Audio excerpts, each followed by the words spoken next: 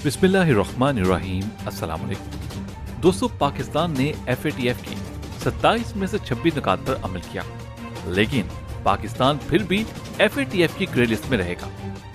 लेकिन दूसरी तरफ देखा जाए कि भारत में सरेआम यूरेनियम बिक रही है, लेकिन ग्रे लिस्ट में पाकिस्तान रहेगा। भारत मनी लॉन्ड्रिंग में मुलविस है, लेकिन जनाब फिर भी ग्रे लिस्ट में पाकिस्तान ही रहेगा। आपको याद होना चाहिए कि गुज़िश्ता साल की फाइनेंशियल क्राइम्स इन्फोर्समेंट नेटवर्क की रिपोर्ट के मुताबिक भारत की जानब से मनी लॉन्ड्रिंग और हित्ते में दहशतगर्दों की मुआवनत की जा रही है। रिपोर्ट में कहा गया कि मनी लॉन्ड्रिंग का ये पैसा दहशतगर्दी, मंशियात और माली फ्रॉड में इस्तेमाल किया गया। यहीं पर खत्म नहीं होता, आगे बढ़िए। 2011 से 2017 के दौरान की गई मनी लॉन्ड्रिंग में 44 भारतीय बैंक मनी लॉन्ड्रिंग में मुलविस थे, जिन्होंने 3201 गैर कानूनी ट्रांजैक्शन के जरिए 1 अरब 53 करोड़ डॉलर्स मनी लॉन्ड्रिंग की। सवाल ये पैदा होता है कि इतनी ज्यादा रकम गई कहां और किसने किस मकसद के लिए इस्तेमाल की। लेकिन यहां पर FATF बिल्कुल खामोश है। भारत पाकिस्तान में दहशतगर्दी के लिए रकम की तरसील करता रहा। भारत में लातादाद दहशतगर्द तंजीमें हैं, लेकिन FATF खामोश रहा।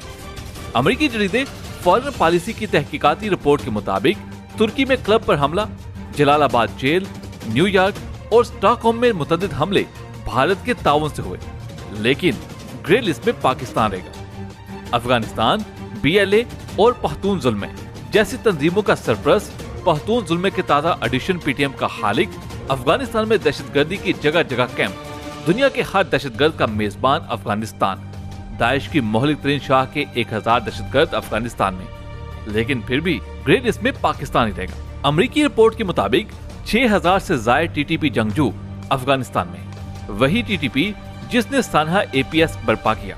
लेकिन भाइयों, फिर भी पाकिस्तान ही ग्रे लिस्ट में रहेगा, क्योंकि अब पाकिस्तान ने यह सर से नो मोर के पायदान पर पांव रख दिया है और अब पूरी पाकिस्तानी कौम कह रही है कि एब्सोल्युटली नॉट, और खुददार कौमों को खुदी की कीमत चुकानी पड़ती और हम बहैसियत पूरी कौम ये कीमत चुकाने के लिए तैयार है। और ये बात भी याद रहे कि हिंदुस्तान अहले मगरिब का पालतू कुत्ता है और हम ये बात जानते हैं कि ये कुत्ता बवक्त जरूरत पाकिस्तान पर भौंकता है।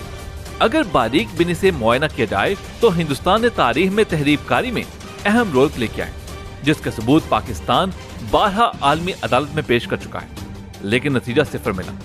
उम्मीद की जा सकती है कि जो इक़दामात और फैसले मौजूदा हुकूमत ले रही है, उसके नताइज या तो बहुत बड़ी जंग में धकेल देंगे या फिर हम मजबूत और ताकतवर कौम बनकर दुनिया में अपना लोहा मनवाएंगे। लेकिन अब हालात पहले से घिसे पटे रहने वाले नहीं, दुश्मनी और दोस्ती वाज़ेह होकर सामने आएगी। बहरहाल आदमी ताकतें जितने भी रोड़े अटका लें, देर से सही मगर ग्रे लिस्ट से पाकिस्तान इंशाल्लाह जरूर निकल आएगा। जितना मर्जी दबाव हो, पाकिस्तान ने एब्सोल्युटली नॉट का जो रास्ता चुना है, उसे उसी रास्ते पर कारबंद रहना चाहिए। यही रास्ता पाकिस्तान खुद मुख्तारी और रोशन मुस्तकबिल का ज़मीन है। ख़वातीन हज़रात, आज की वीडियो के बारे में हमें कमेंट्स में जरूर आगाह कीजिएगा। आपसे मुलाकात होगी अगली वीडियो में, तब तक हमारे साथ रहिएगा। अल्लाह हाफिज।